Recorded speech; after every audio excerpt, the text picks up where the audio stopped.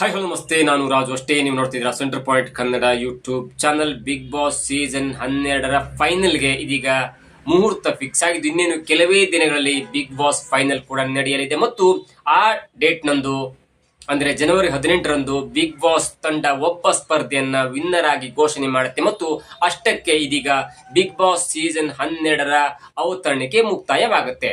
ಅಷ್ಟಕ್ಕೂ ಇದೀಗ ಆಗ್ತಾ ಇರುವಂತ ಸದ್ದು ಗದ್ದಲ ಅದೇನಂದ್ರೆ, ಕೆಲವೊಬ್ರು ಸುಖ ಸುಮ್ಮನೆ ಇದ್ರೂ ಕೂಡ ಬಿಗ್ ಬಾಸ್ ಮನೆಯಲ್ಲಿ ಅವರನ್ನ ಯಾಕೆ ಬಿಗ್ ಬಾಸ್ ಮನೆಯ ಒಳಗೆ ಇಟ್ಕೊಳ್ಳಾಯಿತು, ಅವರನ್ನು ಟಾಸ್ಕ್ ಆಡ್ತಾ ಇರ್ಲಿಲ್ಲ, ಅವರನ್ನು ಕಾಮಿಡಿ ಮಾಡ್ತಾ ಇರ್ಲಿಲ್ಲ, ಆದ್ರೂ ಯಾಕೆ ಅವರನ್ನ ಬಿಗ್ ಬಾಸ್ ಮನೆಯ ಒಳಗೆ ಇಟ್ಕೊಳ್ಳಾಯಿತು ಎನ್ನುವಂತ ಕುತೂಹಲ ಎನ್ನುವಂತ ಗೊಂದಲ ಕೂಡ ಅನೇಕರು ಎತ್ತಾ ಇದ್ರು. ಅಷ್ಟಕ್ಕೂ ಬಿಗ್ ಬಾಸ್ ಅಂದ್ರೆ ಕೇವಲ ಟಾಸ್ಕ್, ಬಿಗ್ ಬಾಸ್ ಅಂದ್ರೆ ಕೇವಲ ಕಾಮಿಡಿಯಾ, ಬಿಗ್ ಬಾಸ್ ನ ನಿಜವಾದ ಕಾನ್ಸೆಪ್ಟ್ ಏನು, ಇವೆಲ್ಲವನ್ನ ನೋಡೋಣ. ಅದಕ್ಕಿಂತ ಮೊದಲು ಇಲ್ಲಿ ತನಕ ನಮ್ಮ ಚಾನೆಲ್ ನ ಸಬ್ಸ್ಕ್ರೈಬ್ ಮಾಡಿಲ್ಲ ಅಂದ್ರೆ ಈಗಲೇ ಸಬ್ಸ್ಕ್ರೈಬ್ ಮಾಡಿ, ಜೊತೆಗೆ ಕಾಮೆಂಟ್ಗಳ ಮುಖಾಂತರ ತಮ್ಮ ಅಭಿಪ್ರಾಯವನ್ನು ತಿಳಿಸಬಹುದು. ಎಸ್ ವೀಕ್ಷಕರೇ, ಬಿಗ್ ಬಾಸ್ ಸೀಸನ್ 12 ಸೆಪ್ಟೆಂಬರ್ 28ಕ್ಕೆ ಅದ್ದೂರಿಯಾಗಿ ಮುಹೂರ್ತ ಇತ್ತು. 19 ಜನ ಬಿಗ್ ಬಾಸ್ ಮನೆ ಒಳಗೆ ಬಂದ್ರು.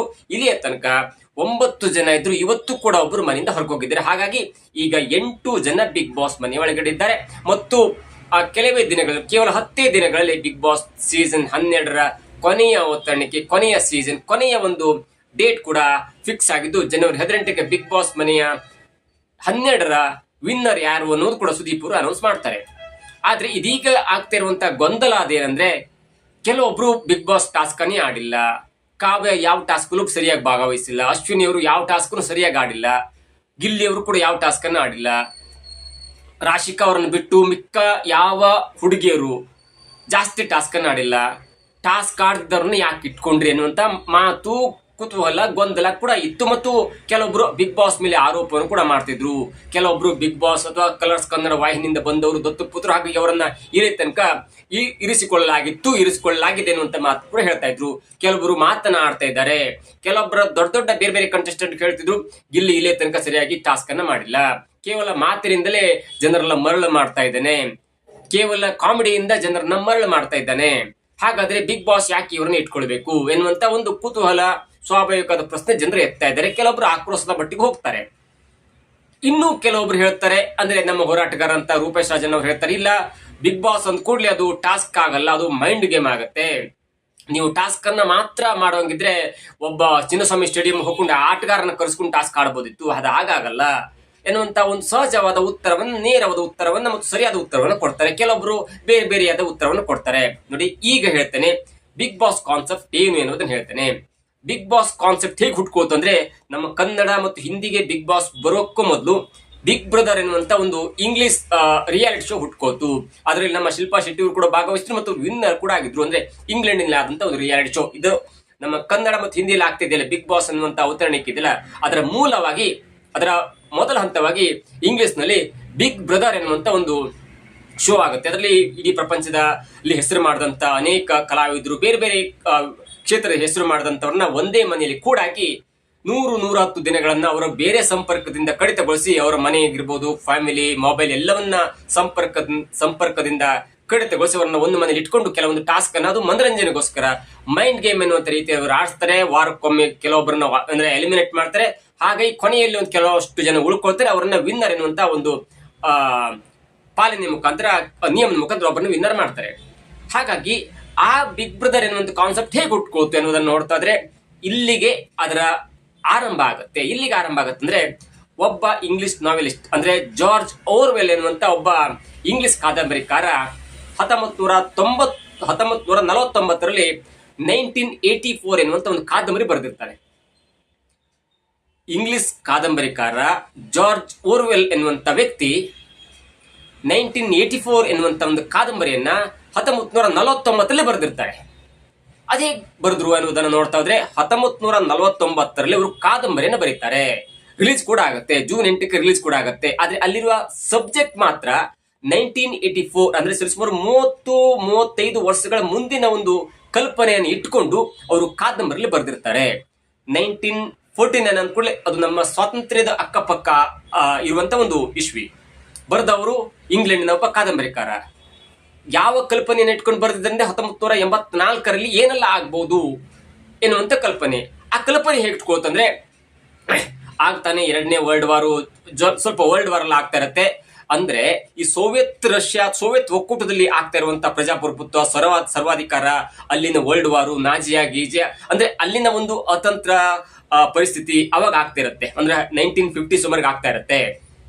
ಆ ಸಮಯದಲ್ಲಿ ಜಾರ್ಜ್ ಓರ್ವೆಲ್ ಅವರು ಒಂದು ಕಲ್ಪನೆಯನ್ನು ಮಾಡ್ಕೋತಾರೆ.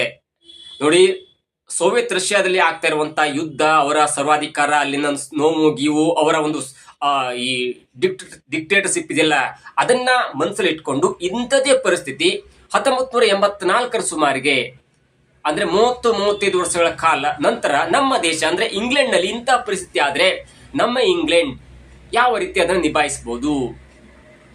ತಮ್ಮ ದೇಶದ ಜನರೇ ತಮ್ಮ ವಿರುದ್ಧ, ಅಂದ್ರೆ ತಮ್ಮ ದೇಶದ ವಿರುದ್ಧ ಹೋರಾಡಿದಾಗ, ತಮ್ಮ ದೇಶದ ವಿರುದ್ಧ ದಂಗೆ ಆದಾಗ ಅಲ್ಲಿನ ಸರ್ಕಾರ ಯಾವ ರೀತಿ ಸರ್ವಾಧಿಕಾರಿ ಧೋರಣೆಯನ್ನು ಮಾಡಿಕೊಂಡು ಆ ಜನರನ್ನ ಮಟ್ಟ ಹಾಕಬಹುದು ಎನ್ನುವಂತ ಒಂದು ಕಾನ್ಸೆಪ್ಟ್ ಅನ್ನ ಇಟ್ಕೊಂಡು 1949ರಲ್ಲಿ ಕಾದಂಬರಿ ಬರೀತಾರೆ. ಆ ಕಾದಂಬರಿಯ ಕಲ್ಪನೆ ಇದ್ದು 1984 ಸುಮಾರಿಗೆ ನಮ್ಮ ದೇಶವಾದಂತ ಇಂಗ್ಲೆಂಡ್ ನಲ್ಲೂ ಕೂಡ ಇಂಥದೇ ಒಂದು ಪ್ರತಿಭಟನೆ ಆದ್ರೆ, ಆಗ 35 ವರ್ಷಗಳ ಕಾಲದ ನಂತರ ನಮ್ಮ ದೇಶ ಆ ಒಂದು ಪ್ರತಿಭಟನೆಕಾರನ್ನ ಹೇಗೆ ಹತ್ತಿಕ್ಬಹುದು ಎನ್ನುವಂತ ಕಾನ್ಸೆಪ್ಟ್ ಇಟ್ಕೊಂಡು ಕಾದಂಬರಿ ಸ್ಟಾರ್ಟ್ ಆಗತ್ತೆ.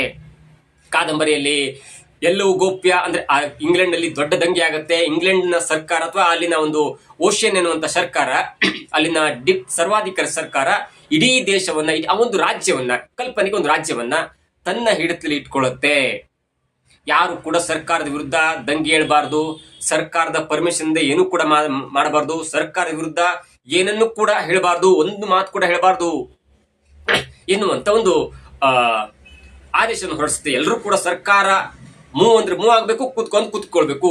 ನಮ್ಮಲ್ಲಿ ಆಯ್ತಲ್ಲ ಎಮರ್ಜೆನ್ಸಿ, ಆ ಲೆವೆಲ್ಕ್ಕಿಂತ ದುಪ್ಪಟ್ಟಾದಂತ ಒಂದು ಕಾನೂನು ಆದೇಶವನ್ನ ಪಾಲಿಸಲೇಬೇಕಾಗತ್ತೆ.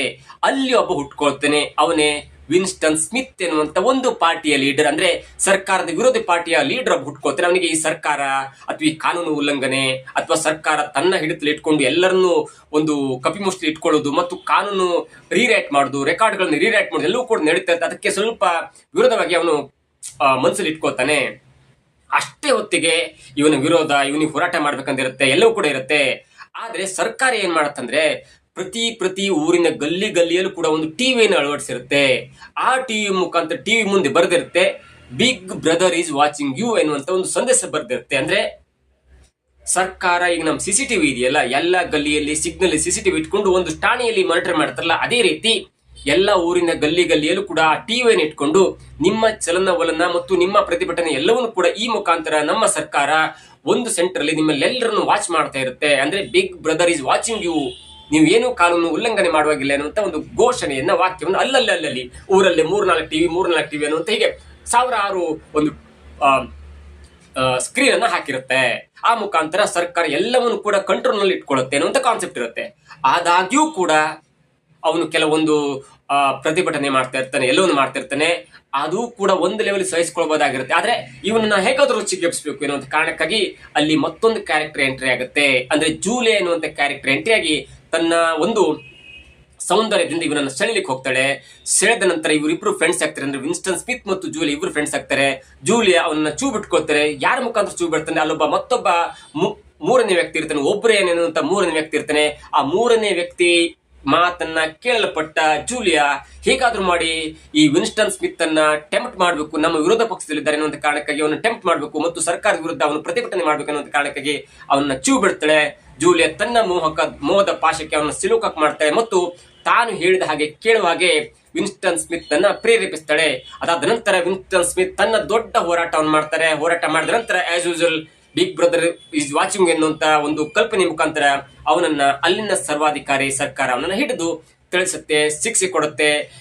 ಎಲ್ಲವನ್ನು ಕೊಟ್ಟಾಗ ಅವನು ಇಲ್ಲ, ತಾನು ತಪ್ಪು ಮಾಡಿಲ್ಲ, ನಾನು ಹಾಗೆ ಹೀಗೆ ಎಲ್ಲ ಹೀಗೆ ಮಾಡಿದೆ, ಅದು ನನ್ನ ಒಂದು ವೈಯಕ್ತಿಕ ಧೋರಣೆ ಎಲ್ಲ ಎನ್ನುವಂತ ಎಲ್ಲ ಒಂದು ಸಬೂಬನ್ನ ಉತ್ತರವನ್ನು ಕೊಡ್ತಾನೆ.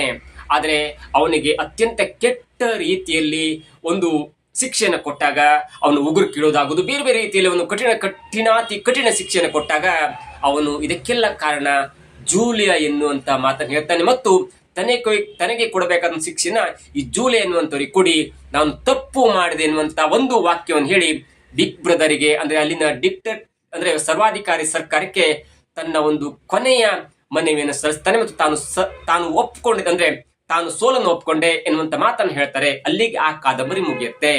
ಅಂದರೆ ನೀವೇನೇ ಮಾಡ್ಲಿಕ್ಕೆ ಹೋದ್ರೂ ಕೂಡ ನಿಮ್ಮನ್ನ ಮತ್ತೊಬ್ಬರು ಬಗ್ಸ್ತಾರೆ. ನೀವು ಎಲ್ಲಿ ತನಕ ಮತ್ತೊಬ್ಬರನ್ನ ಬಗ್ಸ್ಲಿಕ್ಕೆ ಆಗಲ್ಲ ಅಲ್ಲಿ ತನಕ ನೀವು ಸೋತೆ ಎಂದರ್ಥ. ಇದರ ಕಂಪ್ಲೀಟ್ ಅರ್ಥ ಇಷ್ಟೇ. ಈ ನಮ್ಮ ಕನ್ನಡದಲ್ಲಿ ಆಗ್ತಾ ಇರುವಂತ ಬಿಗ್ ಬಾಸ್ ಕನ್ನಡದ ಕಾನ್ಸೆಪ್ಟ್ ಕೂಡ ಅಷ್ಟೇ. ಬಿಗ್ ಬಾಸ್ ಹೇಳ್ದಂಗೆ ಕೇಳ್ಬೇಕಾಗತ್ತೆ, ಇಲ್ಲ ಅಂದ್ರೆ ಬೇರೆ ಮುಖಾಂತರ ನಿಮ್ಮನ್ನ ಮೈಂಡ್ ಡೈವರ್ಟ್ ಮಾಡುತ್ತೆ. ಅಷ್ಟಕ್ಕೂ ಕೂಡ ನೀವು ಎಲ್ಲರ ಆಗು ಹೋಗುಗಳನ್ನ ಎಲ್ಲ ಒಂದು ಒತ್ತಡವನ್ನ ತಡ್ಕೊಂಡು ನೀವು ಮೈಂಡ್ಗೆ ಮುಖಾಂತರ ಎಲ್ಲವನ್ನು ಸಹಿಸ್ಕೊಂಡ್ರೆ ಅವನು ಬಿಗ್ ಬಾಸ್ ವಿನ್ ಆಗ್ತಾನೆ. ಇದು ಬಿಗ್ ಬಾಸ್ ನ ಕಾನ್ಸೆಪ್ಟ್. ನಿಮಗೆ ಈಗ ಅರ್ಥ ಆಗಿರ್ಬೋದು. ಜೂಲಿಯಾ ವಿನ್ಸ್ಟನ್ ಸ್ಮಿತ್ ನನ್ನ ಮೈಂಡ್ ಡೈವರ್ಟ್ ಮಾಡ್ಲಿಕ್ಕೆ ಹೇಗೆ ಮುಂದಾದ್ರು, ಅದಕ್ಕೆ ಯಾರು ಕಾರಣ ಅಂದ್ರೆ ಒಬ್ರೇನೆನ್ನುವಂತ ಒಬ್ಬ ಮೂರನೇ ಪಾರ್ಟಿ ಅಂದ್ರೆ ಆಡಳಿತ ಪಾರ್ಟಿಯ ಒಬ್ಬ ಸದಸ್ಯ ಜೂಲಿಯನನ್ನು ಚೂ ಬಿಟ್ಟು ವಿನ್ಸ್ಟನ್ ಸ್ಮಿತ್ ಅನ್ನು ಹೇಗೆ ಹೆಣಿತಾರೆ. ವಿನ್ಸ್ಟನ್ ಸ್ಮಿತ್ ಅಷ್ಟು ಸ್ಟ್ರಾಂಗ್ ಆಗಿದ್ರು ಕೂಡ, ಅಷ್ಟು ಧೈರ್ಯವಾಗಿ ಇದ್ರು ಕೂಡ ಒಂದು ಮೈಂಡ್ ಅಲ್ಲಿ ಸೋತ ಕಾರಣ ಅವನು ಆ ಒಂದು ಬಿಗ್ ಈ 1984 ಎನ್ನುವಂತ ಕಾದಂಬರಿಯಲ್ಲಿ ಸೋಲ್ತಾನೆ. ಮತ್ತು ಅದು ಕೂಡ ಬೇಕಾಗುತ್ತೆ ಸರ್ಕಾರಕ್ಕೆ. ಹಾಗಾಗಿ ಈ ಬಿಗ್ ಬಾಸ್ ತಂಡ ಏನೇ ಟಾಸ್ಕ್ ಅನ್ನು ಕೊಟ್ಟರು, ಏನೇ ಒಂದು ಒತ್ತಡವನ್ನು ಹೇರಿದ್ರು ಎಲ್ಲವನ್ನ ನಿರ್ಭಯವಾಗಿ ಎದುರಿಸಿ ಎಲ್ಲರ ಆಗು ಹೋಗುಗಳನ್ನ ಎಲ್ಲರನ್ನ ಕಂಟ್ರೋಲ್ ಮಾಡಿಕೊಂಡು ಕೊನೆಯ ತನಕ ಇದ್ದು ತನ್ನ ಮೈಂಡ್ ಮುಖಾಂತರ ಇದ್ರೆ ಅವನು ಕೊನೆಯ ತನಕ ಇದ್ರೆ ಅವನು ಬಿಗ್ ಬಾಸ್ ಸೀಸನ್ ಅನ್ನ ವಿನ್ ಆಗ್ತಾನೆ. ಇದು ಕಾನ್ಸೆಪ್ಟ್. ರೂಪೇಶ್ ರಾಜಣ್ಣವರು ಹೇಳಿದಾಗೆ ಟಾಸ್ಕೇ ಮುಖ್ಯ ಆಗಿದ್ರೆ ಯಾವ್ದಾದ್ರು ಒಂದು ಅಥ್ಲೆಟಿಕ್ಸ್ ಅಂದ್ರೆ ಈ ಆಟಗಾರನ ಕರ್ಕೊ ಬಂದ್ಕೊಂಡು ಆಡ್ಸ್ಕೋಬಹುದು. ಯಾವ್ದಾದ್ರು ಸ್ಟೇಡಿಯಂಗೆ ಹೋಗಿ ಅಥವಾ ಯಾವ್ದಾದ್ರು ಒಂದು ಜಿಮ್ ಟ್ರೈನರ್ಗೆ ಹೋಗಿ ಅವ್ರನ್ನ ಆಡಿಸ್ಬೋದು. ಅದು ಹಾಗಲ್ಲ. Big boss is all about the mind game.